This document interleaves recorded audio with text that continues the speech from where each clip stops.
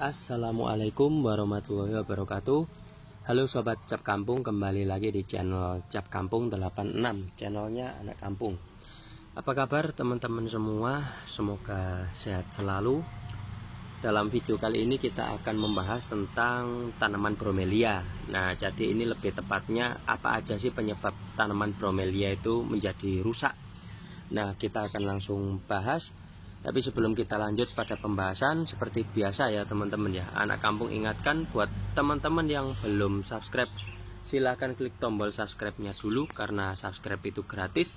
Dan dengan mensubscribe channel ini artinya teman-teman udah mendukung channel ini agar bisa terus semakin berkembang dan kita bisa terus belajar bareng-bareng melalui channel ini, berbagi ilmu, berbagi kebaikan dan berbagi pengetahuan. Oke teman-teman, kita langsung bahas saja ya. Jadi beberapa hari yang lalu ada yang request pembahasan mengenai tanaman bromelia. Jadi apa aja sih yang menjadi penyebab tanaman bromelia itu menjadi rusak teman-teman ya. Nah, jadi ada beberapa faktor ya teman-teman ya yang perlu diperhatikan pada saat teman-teman itu menanam tanaman bromelia. Tentunya setiap tanaman bromelia itu punya spesifikasi, punya cara bertahan hidup dan punya cara perlakuan yang berbeda-beda dengan tanaman yang lainnya teman-teman ya. Dan begitu juga pada saat tanaman ini menerima perawatan atau dalam kondisi yang tidak cocok atau dia harus beradaptasi dengan panas atau lingkungan, maka akan ada respon tersendiri teman-teman. Nah, contohnya ini teman-teman, misalkan kemarin ada yang tanya kenapa tanaman bromelianya menjadi keriting, nah dan juga gosong-gosong. Nah, oke teman-teman, ini anak kamu bakal tunjukkan salah satu contohnya. Jadi ini adalah bromelia jenis macan. Nah, bromelia macan ini teman-teman, itu dia bisa hidup di tempat yang teduh. Kalau dia ditempatkan di tempat yang teduh, warnanya itu lebih banyak corak hijaunya, seperti yang sebelah sana tadi. Nah, sedangkan kalau di tempat yang panas, nanti corak merahnya akan lebih menyala teman-teman, seperti ini ya. Nah, tapi dalam proses perpindahannya itu teman-teman, dia memerlukan adaptasi teman-temannya. Soalnya kalau langsung kita pindah, itu biasanya daunnya akan menjadi seperti ini teman-teman ya.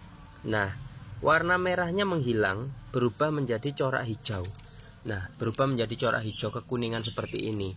Nah, apabila tanaman ini gagal beradaptasi teman-teman, maka yang terjadi tanaman ini akan mengalami keriting daun seperti ini. Nah, kalau udah keriting daun seperti ini, nanti dia lama-lama akan mati. Nah, kalau dia mampu beradaptasi teman-teman, maka warnanya dia akan berubah menjadi seperti ini teman-teman. Teman-teman bisa lihat. Nah, warnanya lebih merah, lebih seger seperti ini teman-teman ya. Nah, pada intinya teman-teman, setiap tanaman bromelia itu punya cara tersendiri untuk beradaptasi dengan lingkungannya ya. Kalau teman-teman letakkan di tempat yang panas, dia akan pelan-pelan beradaptasi. Nah, jadi misalkan teman-teman tanya ya, tanaman bromelia itu bagusnya diletak di tempat yang teduh atau tempat yang panas.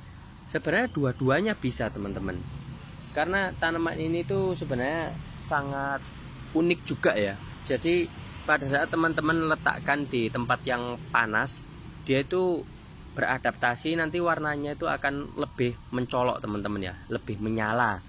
Sama halnya kayak tanaman puring. Nah, puring kalau teman-teman letakkan di tempat yang agak panas, dia warnanya akan lebih menyala ya, kontrasnya lebih kelihatan teman-teman. Nah, selanjutnya teman-teman, kalau misalkan diletakkan di tempat yang teduh ya, kalau tempat yang teduh itu teman-teman, itu media tanamnya jangan menggunakan media tanam yang padat. Nah, jadi ada beberapa media tanam itu teman-teman, kalau untuk menanam bromelia diletak di tempat yang teduh, ada baiknya sedikit poros atau sedikit berpasir ya.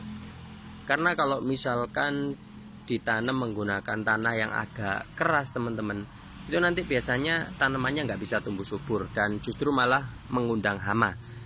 Oke teman-teman, barangkali gitu ya informasi yang bisa anak kamu sampaikan. Semoga bermanfaat buat kita semua. Sampai jumpa di next video selanjutnya. Wassalamualaikum.